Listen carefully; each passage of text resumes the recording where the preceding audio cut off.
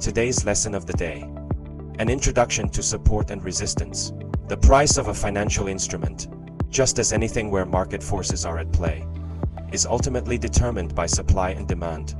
Very simply, if the demand for a financial instrument is increasing in relation to supply, then price will rise. And if demand for a particular instrument is decreasing in relation to supply, then price will fall. As we've learned in previous lessons, what you're basically looking at when you see an uptrend on the chart is a period of time where demand has continuously increased in relation to supply. On the opposite side of that, which you're looking at when you look at a downtrend, is a period of time where demand has continuously decreased in relation to supply. What we're going to look at today is price levels where the supply-demand equation reverses itself, and price is expected to stop moving in the direction it was moving before and potentially reverse itself. Let's have a look at what I'm talking about. Let's start by looking at the definition of support and resistance, and then we're going to take a look at a couple examples on some charts. The definition of support is the price level of a particular instrument where there is enough demand should price reach that level to keep prices from falling further. The opposite of support is resistance. The price level of a particular instrument where there is not enough demand should price reach that level to keep prices rising further. This is a chart of Nike here. If you look at this middle part of the chart here, you should be able to see a pretty good example of support there.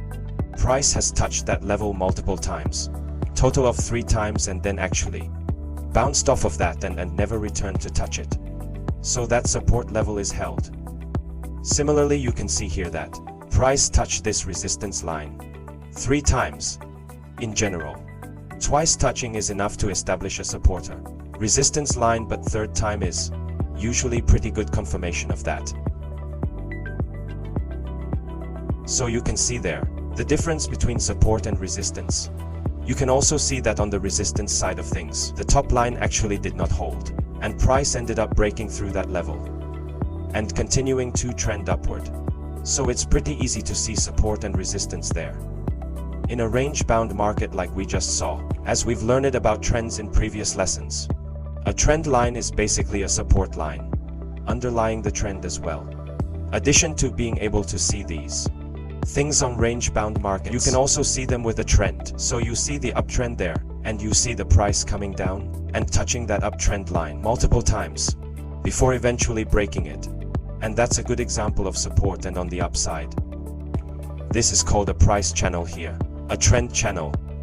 You can see price touching multiple times that line, and that line is acting as a resistance there to the upside of that trend. So a common strategy that traders will use when looking at charts and looking for support and resistance, a very basic strategy is they'll look for selling opportunities around resistance and buying opportunities around support. And then they'll look to place their exits shortly above a resistance, shortly below support to protect that position. So that's something that we're gonna take a little bit of a look into later in some of our strategy discussions.